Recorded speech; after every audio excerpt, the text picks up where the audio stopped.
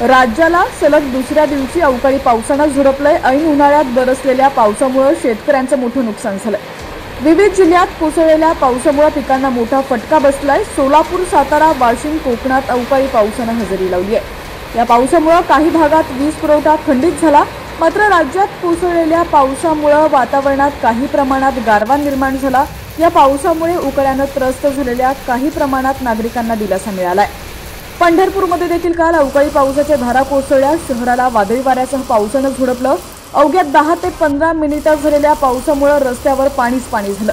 दिवसभर उकाडा जाणवत होता। मात्र काल संध्याकाळी मेघगर्जनेसह पाऊस झाल्यानं नागरिकांना काही प्रमाणात दिलासा मिळालाय। या अवकाळी पावसानं काही प्रमाणात काढणी झालेल्या पिकांना फटका बसलाय। शिवाय बेदाण्यावर अवकाळी पावसाचा परिणाम झालाय। सातारा जिल्ह्यातील कराडमध्ये अनेक ठिकाणी गारांचा खच पाहायला मिळाला। कराडला अवकाळी पावसासह गारांनी झोडपलंय। अनेक ठिकाणी झाडं पडल्यानं वाहतूक ठप्प झाली। विद्युत पुरवठा खंडित झाला। अचानक आलेल्या पावसामुळे जनजीवन विस्कळीत झाल्याचं पाहायला मिळालं। हवामान विभागानं वर्तवलेल्या अंदाजानुसार वाशिम जिल्ह्यातील मालेगाव शहरात अवकाळी पाऊस बरसला। त्यानंतर काल पुन्हा वाशिम शहरासह ग्रामीण भागात काही ठिकाणी हलका ते मध्यम स्वरूपाचा अवकाळी पाऊस कोसळला। या पावसामुळे कांदा, बीज, हळद पिकांना फटका बसण्याची शक्यता व्यक्त केली जाते।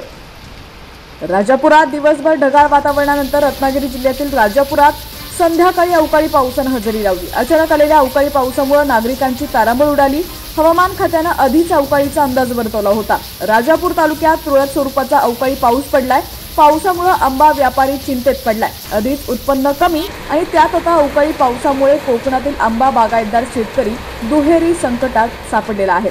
दरम्यान HPN मराठी न्यूज चॅनलने 1 एप्रिल 2025ला संपूर्ण महाराष्ट्राला अवकाळी पाऊस झोडपून काढणार हे वृत्त प्रसारित केलं होतं आणि या बातमीला जवळपास 4 लाखांहून अधिक व्ह्यूज आलेले आहेत आणि ते हवामान विभागानं वर्तवलेला अंदाज खरा ठरताना आपल्याला पाहायला मिळालाय। 1 एप्रिल 2025 रोजी राज्यातील विविध जिल्ह्यांना अवकाळी पावसानं अक्षरशः झोडपून काढलेला आहे। असंच पावसाचे अंदाज आम्ही तुमच्यापर्यंत पोहोचवत राहू। त्यासाठी तुम्ही HPN मराठी न्यूज चॅनलला सबस्क्राइब करा आणि बेल आयकॉनवर क्लिक करून नोटिफिकेशन्स मिळवा, जेणेकरून आमचे अपडेट्स लवकरात लवकर तुमच्यापर्यंत पोहोचतील। आणि हीच बातमी जर तुम्ही फेसबुकवरती पाहत असाल आणि अजूनही आमच्या HPN मराठी न्यूज या फेसबुक पेजला फॉलो केलं नसेल तर नक्की फॉलो करा। तिथे देखील तुम्हाला आमच्या बातम्या पाहायला मिळतील।